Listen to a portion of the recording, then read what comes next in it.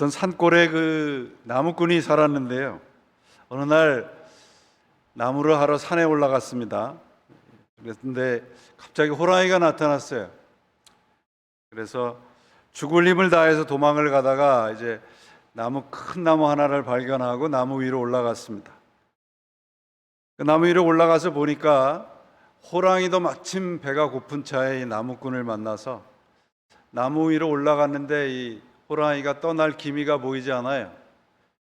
나무꾼이 올라간 그 나무 밑에 호랑이가 자리를 잡고 앉았습니다.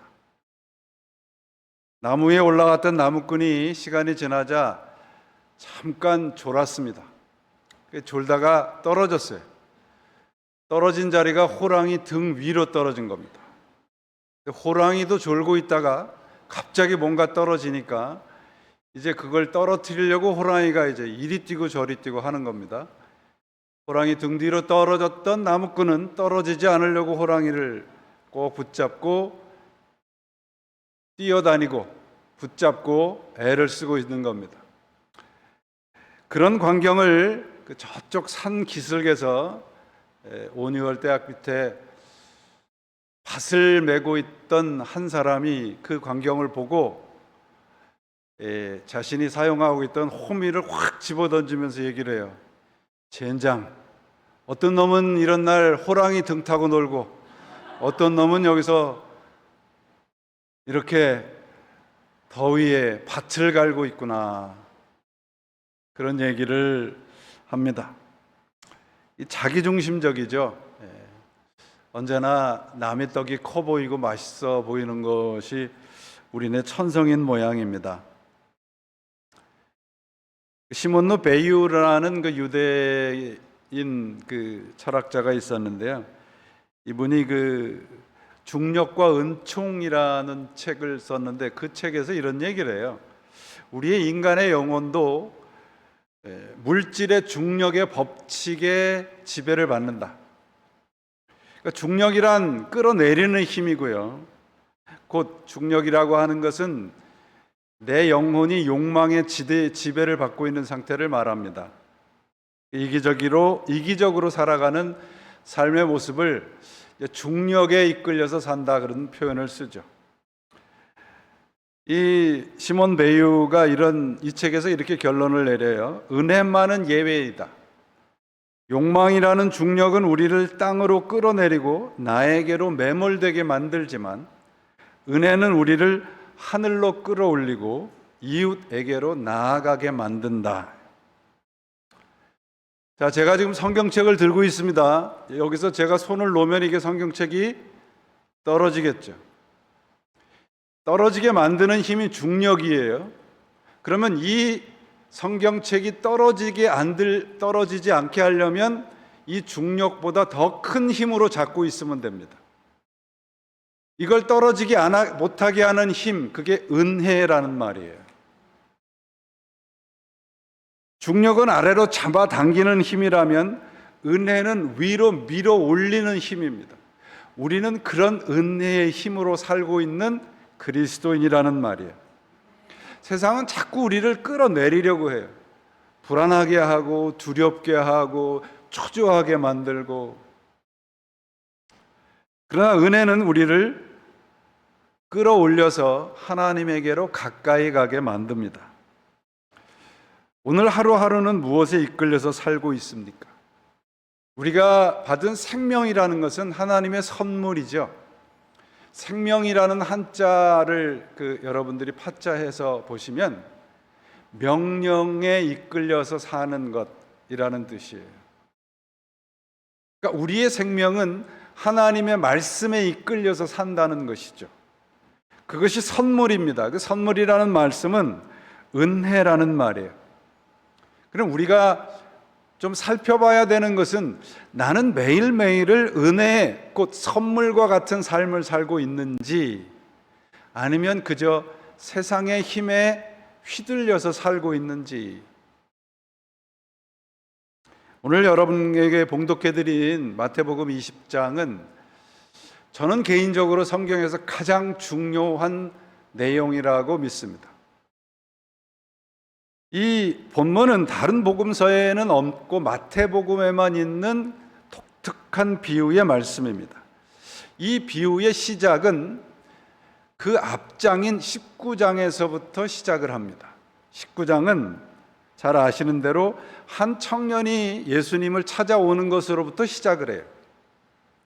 그가 예수님에게 와서 그렇게 묻습니다. 내가 어떤 선한 일을 해야 영원한 생명을 얻을 수 있겠습니까?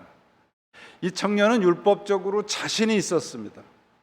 세상적으로도 자신감이 넘쳐서 예수님에게로 찾아와 자신의 신앙을 증명받고 싶었던 겁니다. 근데 이 청년은 예수님으로부터 청천벽력과 같은 말씀을 듣습니다. 네가 온전한 사람이 되려거든 네가 가지고 있는 것 모든 거 다 팔아서 다른 사람에게 나누어 주고 나를 따라오라. 성경에는 이 청년이 재물이 많아서 근심하며 떠났다고 되어 있습니다. 이 사건 뒤에 예수님께서 우리 잘 아시는 대로 낙타와 부자에 대한 얘기를 해요. 부자는 낙타가 바늘기로 들어가는 것보다 구원받기가 어렵다. 성경에서 부자라는 것은 여러분 재물을 많이 가진 사람을 의미하는 것이 아니고요, 내가 가진 것으로 무엇이든지 할 수 있다고 생각하는 사람입니다. 낙타가 바늘기로 들어가는 것이 부자가 하나님의 나라에 들어가는 것보다 쉽다라고 말씀을 듣고 있던 제자들이 투덜거립니다. 그러면 도대체 구원받고 하나님의 나라에 들어갈 수 있는 사람이 도대체 누가 있겠습니까? 투덜거리는 제자들에게 예수님께서 마태복음 19장 26절에 사람의 힘으로는 할 수 없는 일이다. 그러나 하나님께서는 무슨 일이든지 하실 수 있다. 그리고 이 마지막 19장의 결론이 처음 된 자가 나중되고 나중된 자가 처음 된다는 말씀을 하세요. 그리고 이제 오늘 20장에 포도원 주인의 비유의 말씀을 하시는데요, 이 포도원 비유의 말씀의 결론도 19장에서의 결론과 똑같아요. 처음 된 자가 나중된다입니다. 그러니까 부자 청년을 등장시킨 이유는 뭐냐 그러면, 그가 가지고 있는 소유를 포기하지 못해서 구원을 얻지 못했다라고 하는 것이 핵심이 아니고요, 그가 가진 것으로 무엇이든지 가능하고 생각하는 그 생각을 버리지 못했다는 거예요.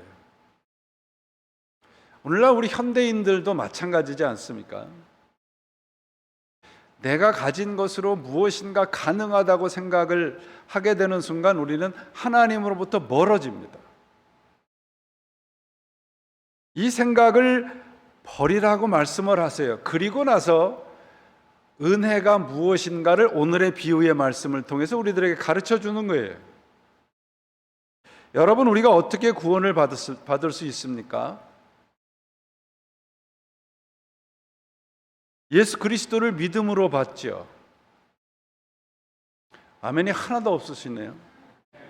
네, 아멘입니다. 그죠? 예수 그리스도를 믿음으로 받아요. 천국도 율법을 지키는 것이나 선한 행위를 하는 것이나 종교적인 열심으로도 들어가지 못합니다. 성경은 언제나 하나님의 은혜로 들어간다고 말씀을 합니다. 오늘 백군사님 기도하시면서 읽어드렸던 에베소 말씀이 우리가 어떻게 구원을 받는 거에 대한 사도 바울의 답을 우리들에게 알려주는 구절입니다. 영어로 말하면 더 쉬워요. By grace through faith입니다. By grace through faith. 에베소서 2장 8절 말씀이에요. 믿음을 통하여서 은혜로 구원을 얻습니다. 이것 이외에는 구원을 받을 수 있는 길이 없어요. 그런데 자꾸 우리는 거기에다가 뭔가 자꾸 조미료를 치려고 해요. 내 종교적인 열심을 더하려고 하고, 내가 가진 능력을 더하려고 하고, 내가 가진 헌신을 더하려고 합니다. 그것이 잘못됐다는 것이 아니라 그건 헛된 일이라는 말이에요. 구원이라는 것은 여러분 은혜의 삶을 사는 거예요. 그래서 천국은 은혜의 나라입니다. 본문의 그 비유의 말씀의 제목이 뭐냐면 천국 비유예요. 하나님의 나라의 비유입니다. 1절 보시면 천국은 마치 품꾼을 얻어 포도원에 들여보내려고 이른 아침에 나간 집 주인과 같습니다. 이렇게 돼 있어요. 그죠? 천국이 뭐라고요? 집 주인이라고 말씀하고 있어요. 천국은 어떤 공간이나 장소적인 개념이기 이전에 주인의 마음을 아는 거라고 선포하고 있습니다. 하나님의 마음을 알고 그 마음을 품고 사는 것이 천국이죠. 포도원이라는 특정 장소를 가리키는 것이 아니라 포도원의 주인의 마음, 곧 하나님의 마음과 같은 마음으로 사는 것이 하나님의 나라 백성이라는 거예요. 하나님과 함께 살아가는 곳이 천국입니다. 죽은 다음에 가는 곳이 아니에요, 여러분. 성경은 우리들에게 계속해서 도전을 하는 것이 뭐냐 하면 Here and now, 너는 지금 하나님의 나라 백성다운 삶을 살고 있느냐 이 말이에요. 그 말의 그 배경에는 우리는 이미 하나님 나라 백성이라는 말이에요. 비유의 내용 우리가 너무도 잘 아는 말씀이죠. 포도원의 주인이 이른 아침에 장터 인력시장으로 나가서 일꾼을 찾았습니다. 무려 5번을 나가요. 새벽에, 오전 9시에, 12시에, 오후 3시에, 오후 5시에 나갑니다. 포도원 주인이 일꾼을 고용하기 위해서 하루에 5번씩이나 장터로 나갑니다. 이 말씀의 의미는 뭐냐 하면 하나님의 나라는 하나님의 열심으로 인해서 우리가 들어갈 수 있거든요. 그 하나님의 열심이 은혜예요. 그 은혜는 누구에게나 열려 있다는 겁니다. 자격과 조건이 필요 없어요. 주인의 부름에 응답한 사람 누구나가 들어갈 수 있습니다. Open for everybody. 포도원 주인은 일꾼을 찾아 나선 것이 일을 시키기 위함이 아니라고 하는 거 오늘 본문을 통해서 우리가 너무도 명확하게 알 수 있어요. 단순히 일을 시키기 위해서 장터로 나갔다면 이른 아침에 일꾼을 충분히 일을 잘할 만한 사람들을 뽑아서 포도원에 들여보냈을 거예요. 그리고 다시는 장터에 나가지 않아도 됐을 겁니다. 그런데 능력과 힘이 있는 일꾼만을 뽑아서 고용한 게 아니라 주인이 5번씩이나 그 포도원에 나간단 말이죠. 일을 시키기 위한 것이 아니고요, 품삯을 주기 위함입니다. 장터에서 포도원으로 부르신 것, 곧 전혀 다른 세상이란 말이에요, 여러분. 하루의 품삯은 그럼 무엇입니까? 하루의 품삯은 보너스입니다. 덤입니다. 품삯이 목적이 아니라 포도원에 들어가는 것이 주인의 마음이에요. 우리가 예수를 믿고 어떤 사람은 세상에서 정말 풍족하게 안락하게 사는 사람이 있고 어떤 사람들은 그렇지 못한 사람이 있어요. 그건 여러분 복의 가장 최소한의 부분이에요. 어쩌면 그런 것들은 세상에서 내가 많은 것을 누리고 살아가는 것은 보너스입니다. 예수님께서 우리들에게 허락하신 복은 그게 전부가 아니라는 거예요. 예수님께서 우리를 부르신 것, 그게 보상이에요. 복이에요. 일이 마치고 이제 일당을 지급할 때부터 이제 문제가 발생을 하죠.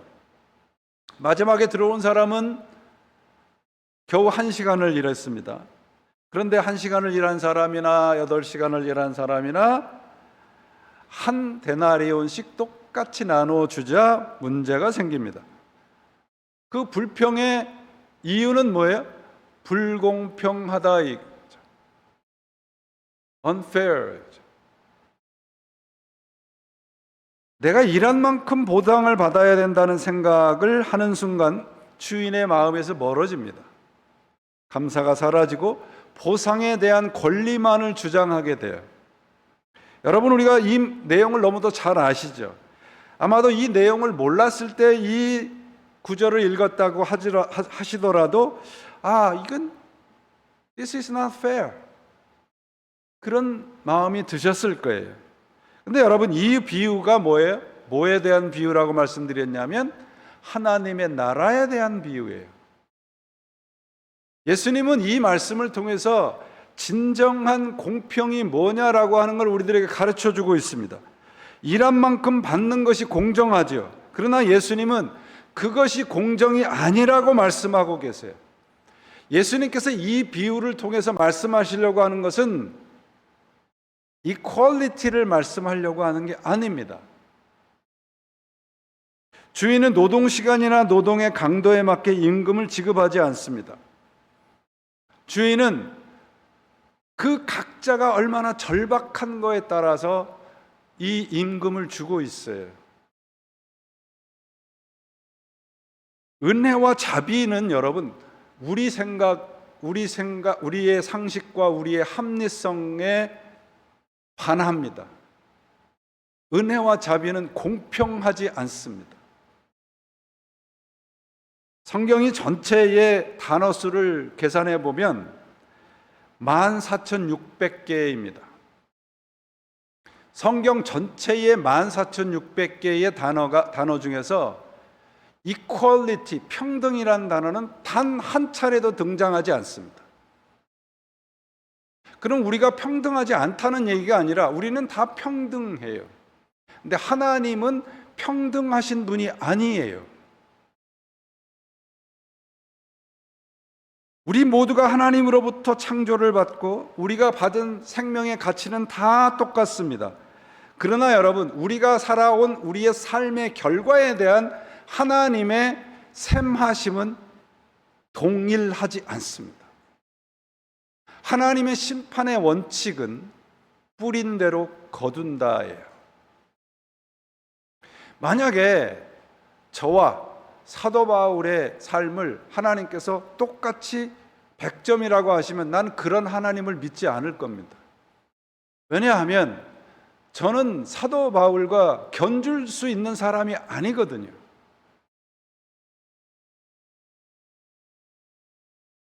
우리가 받은 구원은 모두가 똑같습니다. 어떤 것은 귀하고 어떤 것은 천하고 어떤 것은 크고 어떤 것은 작지 않습니다. 동일합니다. 우리 모두는 죄로부터 구원을 얻은 거예요. 그러나 하나님의 마지막 사인은 다 달라요. 하나님은 결코 평등의 하나님이 아닙니다. 하나님은 이퀄리티의 하나님이 아니라 이퀄티의 하나님이에요. 평등의 하나님이 아니고요, 공평의 하나님입니다. 뿌린 대로 거두게 하시죠. 하나님의 평가는 결코 우리 모두를 똑같이 셈을 하지 않으십니다. 은혜의 하나님, 곧 우리의 생각과 뜻과 다르단 말이에요. 우리의 기준으로는 하나님은 불공평한 분입니다. 처음이 나중돼요. 첫째가 꼴찌가 된대요. 또 꼴찌가 첫째가 된다 그래요. 이 말씀은 우리의 기준으로 하나님의 나라가 운영되지 않는다는 말입니다. 아침부터 일한 일꾼의 불평은 합리적이고 상식적이에요. 그리고 주인은 상당히 비상식적입니다. 이 비상식적이고 비합리적이라고 하는 것이 오늘 비유의 말씀의 핵심이에요. 하나님의 은혜는 우리의 기준으로 봐선 비상식적이고 비합리적입니다. 이걸 제대로 알아야 해요. 처음이 나중되고 꼴찌가 첫째가 되는 것이 하나님의 나라라고 하는 것은 이것이 하나님의 나라의 질서라는 것이거든요. 기준이 뭐라는 겁니까? 하나님이라는 거예요. 우리가 아니에요. 여러분, 오늘 비유의 말씀을 조금 생각을 해보세요. 이 포도원의 비유에 이제 5번씩이나 나가서 일꾼을 데려왔습니다. 그러면 어떤 사람은 1시간 일하고 한 데나리온 받고, 어떤 사람은 하루 종일 일하고 한 데나리온을 받았습니다. 이 사람들 중에 가장 큰 보상을 받은 사람은 누구일까요? 어떤 분들한테 성경에서 제일 부러운 사람이 누굽니까? 그랬더니 예수님 옆에 있던 강도래요. 그래서 왜 그러냐 그랬더니 8초 만에 구원을 받았대요. 주님 나라에 가실 때 나를 잊지 마소서. 그게 8초 걸린답니다. 그러니까 평생 내 마음대로 살다가 마지막 순간에 구원받으면 된다는 생각이죠. 근데 여러분, 아닙니다. 오늘 본문에서 가장 큰 보상을 받은 사람은 아침부터 들어가서 포도원에서 일한 사람이에요. 왠지 아십니까? 그는 하루 종일 걱정할 필요가 없거든요. 그 하루 동안은 끼니를 걱정할 필요가 없었단 말이에요.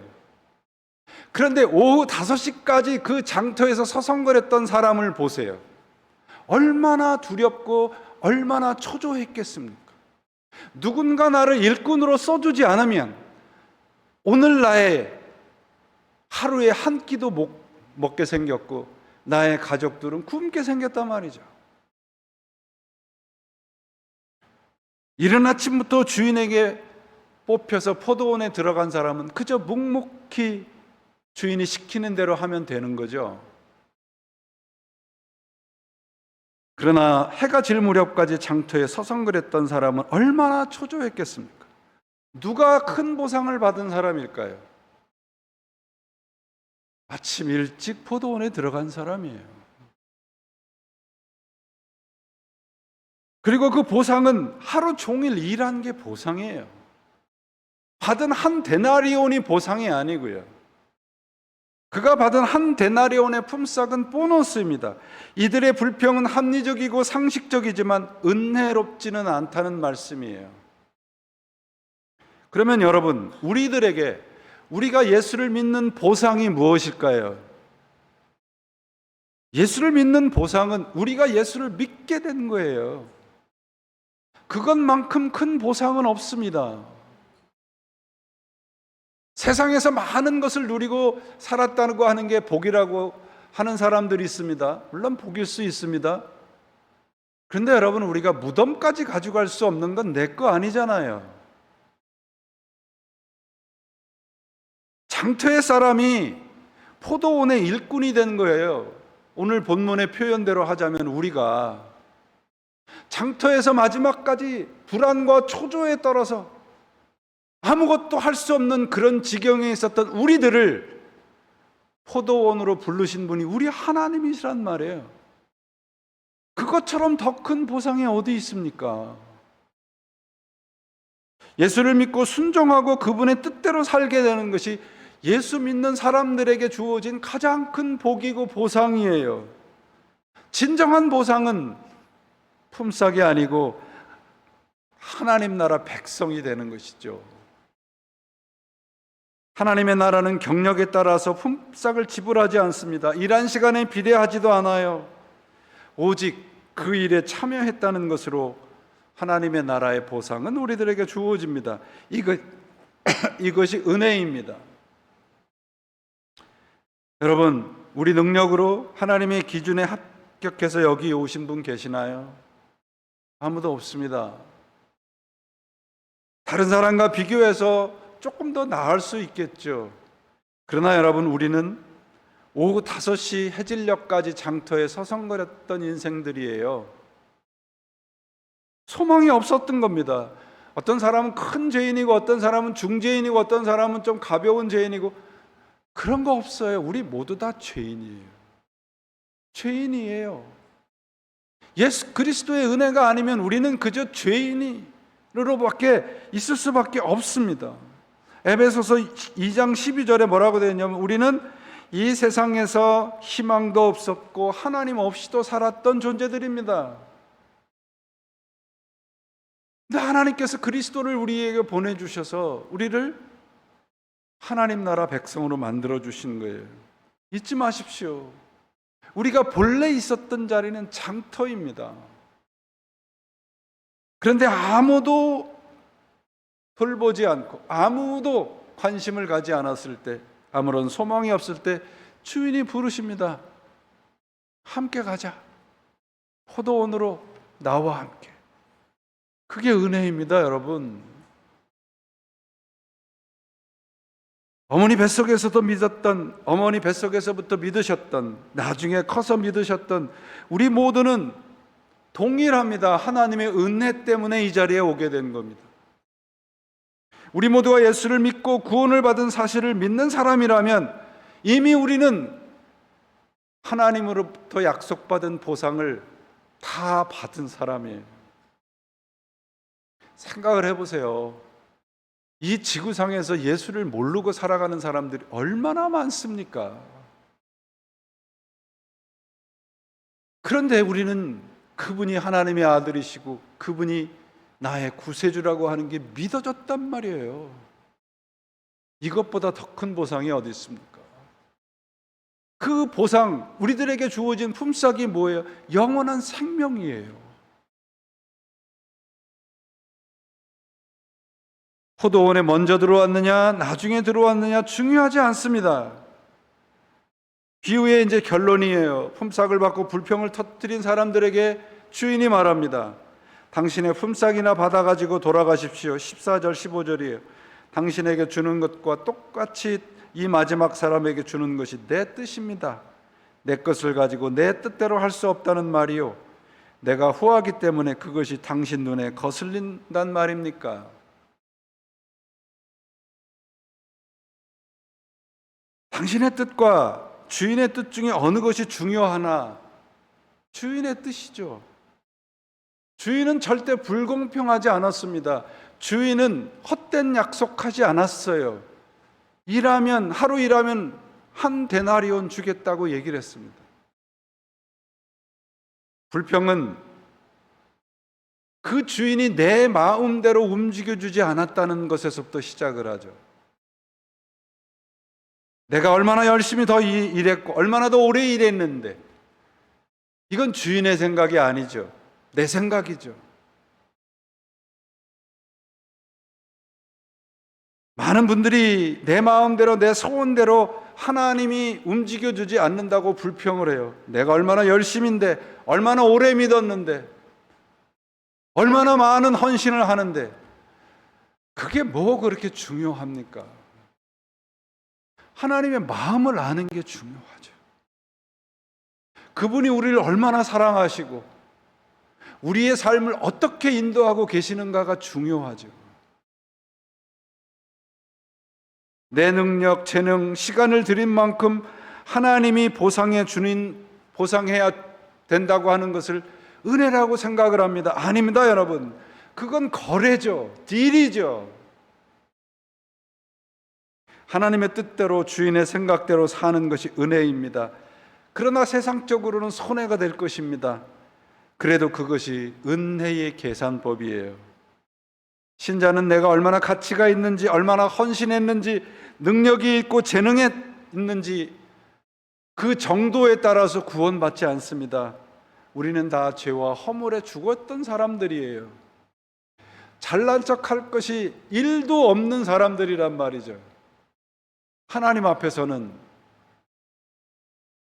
여러분, 갓 태어난 아이가 세례를 받지 못하고 예를 들어서 세상을 떠났다고 합시다. 그러면 많은 사람들이 하나님께서 너무하다 그러죠. 세례를 받지 못하고 죽었는데 하나님의 나라에 구원받지 못하고 그렇게 취급하는 것이 너무하다고 얘기를 해요. 왜 그렇죠? 근데 왜 성경은 그렇다고 얘기를 하나요? 여러분, 우리는요, 죽어서 태어나는 거예요. 하나님 나라 백성으로 태어나는 게 아니고요, 하나님 나라 백성으로 죽어서 이 땅에 온 거예요. 예수 그리스도를 만나는 순간 생명이 주어지는 겁니다.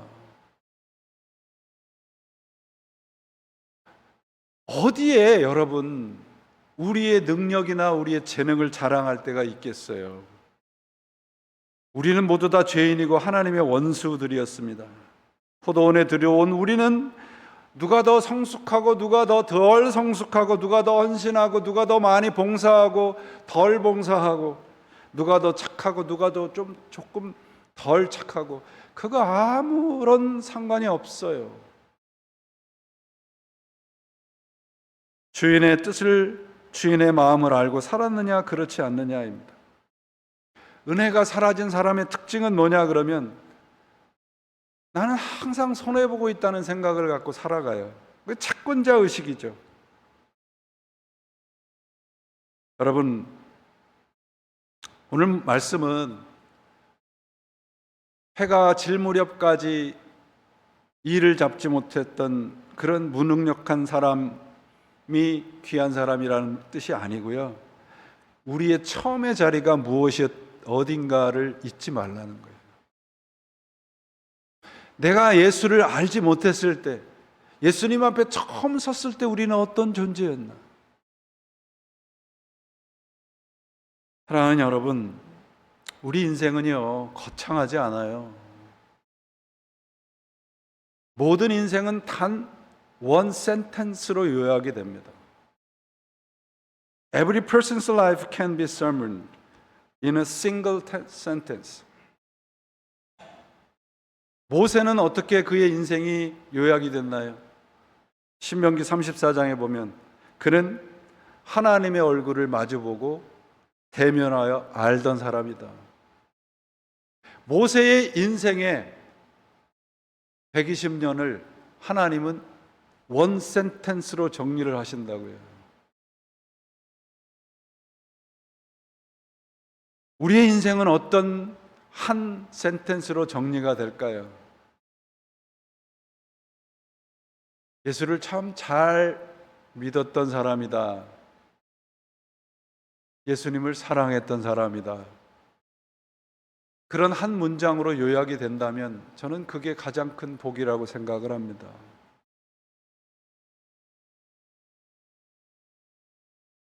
설교를 준비하면서 톨스토이의 그 이반 일리치의 죽음이라는 책에서 스크로 해놨던 문장이 생각이 났습니다. 주인공 이반이 죽음을 앞두고 스스로에게 묻는 질문이에요. 나는 정말로 잘 살아온 것인가? 내가 옳다고 생각하며 행동했던 것이 옳은 것이 아니라면, 스스로에게 묻는 거예요. 내가 옳다고 생각하는 것이 만약에 옳지 않았다면 이거죠. 여러분, 우리가 정말 최선을 다하고 열심히 달려온 삶이 주인의 의도와 주인의 생각과 다르다면 얼마나 허무하겠습니까? 오늘 말씀에서 먼저 된 자 나중 된다, 이 순서 중요한 게 아닙니다. 뭐가 중요한가요? With or without our Lord. 하나님과 함께 하느냐, 하나님과 함께 하지 않느냐, 이것이 우리 인생의 가장 중요한 목적입니다. 첫 번째로 들어왔다면 감사해야 되죠. 꼴찌로라도 들어왔다 그러면 더 감사하고 순종하며 살아야 할 것입니다. 왜냐하면 모든 것이 주인의 본심, 그분의 마음이기 때문이죠. 보상과 대가를 기대하는 순간 하나님의 은혜와 그분에 대한 감사는 사라집니다. 그러면 여러분, 오늘 말씀에서 구체적으로 은혜라고 하는 것이 무엇인가요? 19장과 20장의 결론이 똑같다고 그랬죠. 처음 된 자 나중 된다, 나중 된 자 처음 된다는 말씀. 이것이 은혜예요. 꼴찌의 마음을 잊지 않는 겁니다. 첫째 된 사람도 나도 꼴찌였다는 거죠. 꼴찌였던 사람은 언젠가는 하나님께서 나를 첫째로 만들어 주신다. 그게 하나님의 은혜의 법칙이라는 거예요. 그래서 꼴찌의 마음을 항상 잃지 않는 겁니다. 내가 오후 5시까지 아무런 소망이 없었던 그런 사람이야. 면목 없고 송구스러워서 하나님의 은혜에 감사하는 삶을 살아가는 것이 가장 복된 사람입니다, 여러분. 우리 가득한 교회 성도님들 그런 복을 누리시기를 바랍니다. 이런 사람들은요, 손해를 손해로 생각하지 않아요. 우리는 정말 요만큼의 손해도 안 보려고 그래요. 제가 사람이 좀 어리숙해 보이는가 봐요. 그래서 어디 가서 차를 산다든지 뭐를 좀 큰 거를 산다 그러고선 목사라 그러면 조금 깎아줄까 봐 목사라 그러면 얼마나 바가지를 씌우려고 그러는지 모르겠어. 여러분, 세상은 그렇습니다. 근데 우리는 손해를 손해로 생각하지 않는 거예요. 먼저 된 자 나중된다라고 하는 말씀은 하나님의 나라 들어가기가 그렇게 어렵다는 거예요. 하나님의 은혜가 아니면 불가능하다는 겁니다. 선착순이 아니고 선함과 행함이 아니고 하나님 나라에 들어갈 수 있는 기준이 뭐냐? 하나님이라는 거예요. 그분의 마음이라는 거죠. 지난 월요일에 한 분의 장로님으로부터 안부의 전화를 받았어요.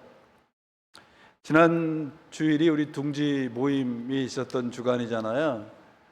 그래서 아마 둥지 모임에 서둘러 가시면서 저하고 이제 서로 안부를 묻지 못했다는 것이 좀 마음에 걸리셨던 것 같아요. 전화를 하셨는데 목사님한테 안부를 전화하지 못해서 잘 계시라고 전화를 드렸습니다. 근데 그 전화를 받고 났는데 홀컥 울음이 나는 거예요. 나 같은 사람이 뭔데, 저 같은 이 정말 무지랭이 같은 사람이 뭔데 그렇게 그런 큰 사랑을 베푸시나. 여러분, 우리 서로 이런 마음으로 산다면 이곳이 천국이지 않겠습니까? 그것이 우리 주인의 마음이라고 저는 믿습니다. 이런 주인 되신 분이 우리 모두를 이곳에 불러 모아 주셨습니다. 그분의 마음으로 장터에서 서성거리던 우리들을 이곳으로 초대하셨습니다. 그것도 하루에 5번씩이나. 우리도 같은 마음으로 세상에 흩어져서 그 사람들을 포도원으로 불러 모아야 할 줄 믿습니다. 이곳에 오세요. 이곳이 주인의 마음으로 살아가는 사람들이 있습니다 라는 하나님의 사람으로의 삶이 이곳에 차고 넘치기를 바랍니다. 그분의 마음으로 장터를 서성거리는 사람들을 이곳으로 초대해야 할 것입니다. 주님께서 하신 것처럼 아침, 점심, 기회 있을 때마다 우리가 예수를 믿는데 가장 중요한 것은 언제나 면목 없음이에요. 나 같은 사람도 얼마나 하나님이 사랑하셨으면, 이런 마음이 있다면 우리의 삶 속에서 불평이 사라질 것입니다. 주인의 마음을 알고 살아가시기를 바랍니다. 우리 주인이신 하나님의 본심은 은혜이고 사랑입니다. 그것을 알고 살아가시는 여러분들이 되시기를 바랍니다. 오늘 1절 말씀처럼 천국은 마치 품꾼을 얻어 포도원에 들여보내려는 이른 아침에 나간 집주인과 같다. 주인의 마음으로 오늘도 함께하는 주위 사람들과 여러분의 일상의 자리에서 만나는 사람들을 대하며 살아가시기를 바랍니다. 내가 무엇을 얼마나 많이 했느냐, 많은 일을 이루었느냐. 구원은 여러분 doing이 아니라 being입니다. 우리는 장터의 사람에서 포도원의 사람으로 존재가 바뀐 거예요. 신분이 바뀌었어요. 그 신분에 합당한 삶으로 살아가시길 바랍니다. 주인의 마음을 알아야 해요. 여러분, 달란트 비유 마태복음 20장에 나오죠. 한 달란트 받은 사람이 왜 주인에게 꾸중을 받았는가? 주인에게 얘기하죠. 내가 주인이 어떤 분이신지 잘 몰랐어요. 주인의 마음을 몰랐어요. 받은 할란트로 많은 이익을 내지 못해서가 아니라 주인이 뭘 원하는지를 몰랐던 거죠. 오늘 우리가 주인의 마음으로 주님과 함께 살아가는 것이, 이곳이 바로 천국의 삶인 줄 믿습니다. 우리 주인 되시는 하나님의 본심은 은혜입니다.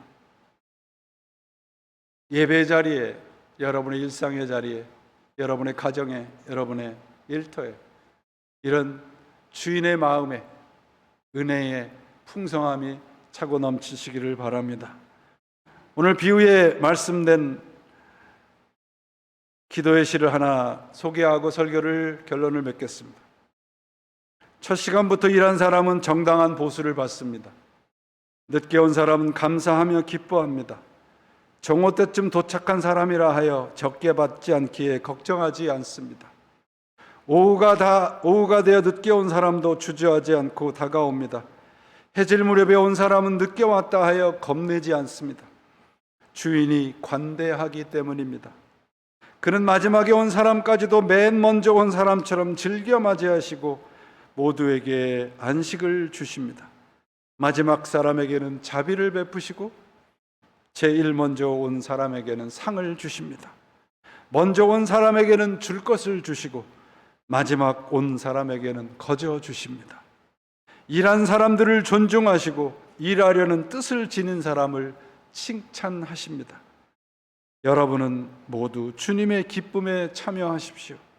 맨 처음에 온 사람도 그 다음 보수를 받고 부자와 가난한 사람이 다 함께 기뻐하며 주님의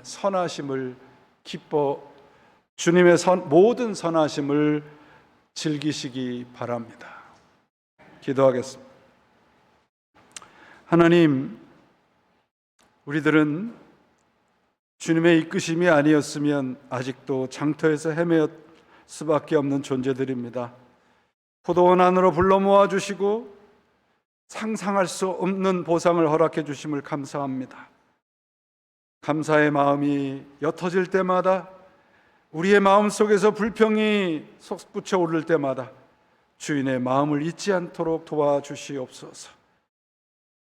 말과 행동으로 인하여 상처를 받을 때마다 이것보다 더 큰 상처를 받으신 우리 주인 되시는 하나님의 마음을 잊지 않도록 도와주시옵소서. 이곳에 주인의 마음을 품은 사람들로 채워주시고 은혜와 사랑이 넘치게 인도해 주옵소서. 예수 그리스도의 이름으로 기도합니다. 아멘.